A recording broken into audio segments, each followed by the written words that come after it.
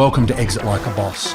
I'm going to show you, having helped nearly 800 business owners work through a 21-step process to exit like a boss, how you can do it, what you need to know, the steps you need to take, and what's actually involved in you and your business being able to maximize value and successfully exit like a boss.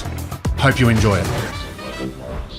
In the last few episodes of Exit Like a Boss, we're going to talk about what happens after the liquidity event. We're now at step 19. We're talking about ongoing investment planning, which is pretty exciting. We've sold our business. We've walked out with, hopefully, a decent amount of money. But now we've got a different dynamic. We've got a little problem here, actually.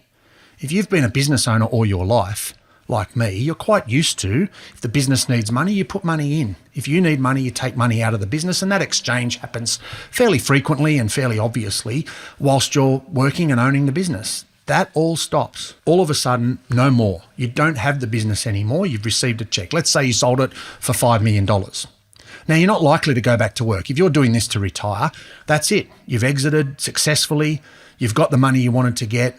But now you don't have the business anymore, and assumedly the business is not going to pay you anymore. Therefore, we have to worry about where does the money come from. We've got a capital gain. We've got $5 million, let's say. Where do we put it? How do we protect it? And that's what we're going to talk about now.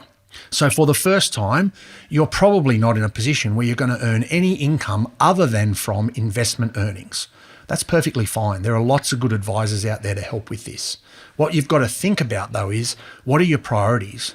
And so way back at the start of Exit Like a Boss, we talked about setting some goals. And the goal might well have been to sell for $5 million. And that's great. And we've done it. We're there. We've exited like a boss. We've got our $5 million. Happy days. But what now? How do we protect that money? We're going to talk about that in a moment. But certainly, what do we do around ongoing investment planning? Now, the first thing is there's two key things. Firstly, the average life expectancy around the world in nearly every single country has increased substantially in the last 50 years. So if you go back 100 years, literally, you'll find life expectancies in the 40s and low 50s. People didn't expect to live even to retirement, let alone for long time after retirement. Now, if you retire now, you can expect to be retired for 20 or even 30 years. So that creates its own problem. It's a funding problem. If I'm going to live for 20 or 30 years and I'm going to spend money, assumedly, to do that, then I need to make sure I've got enough investment set away, earning income, doing what it needs to do, and protected so it can keep doing it for 20 years so I can afford to retire. Now, the second thing is really interestingly, most business owners, particularly that sell and retire, actually spend more money when they've retired than when they were working in the business. And the reason why is really simple. They now have time. So hopefully you're still healthy and happy and you can go and do what you're going to do. You take your spouse, you travel around the world, you go and visit places you've never seen. All of that costs more money than what you probably spent when you were going to work every day. So there's two dynamics here. One is longer life expectancy, which requires more funding. Two is you're going to spend more money because now you've got time to spend money, which needs more funding. So let's get this right. Firstly, we need to set the right goal right at the start. We've talked about financial planning way back at step 4, making sure we understand what do you need to fund your retirement. What do we need to sell the business for? What other assets do we need to have? How do we manage them? How do we make sure they're invested adequately? How do we make sure that's protected and gives us an income stream to help us fund retirement? Now we're actually talking about the outcome. All the rest of the podcast series, we were talking about the preparation and what needed to be done to get to this particular day. Now we're here.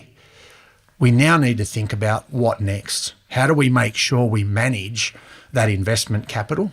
And it's not an area I'm going to give you advice on. I'm not going to tell you which shares to buy or how to do it. But what I am going to tell you is get really good advice. This is not a DIY project. This is not something you should look at doing yourself.